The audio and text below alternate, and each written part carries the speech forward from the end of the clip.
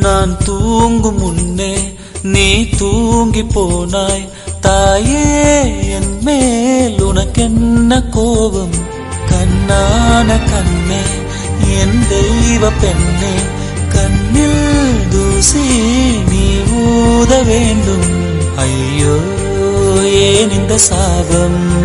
எல்லாம் என்றோ நான் செய்த பாவம்.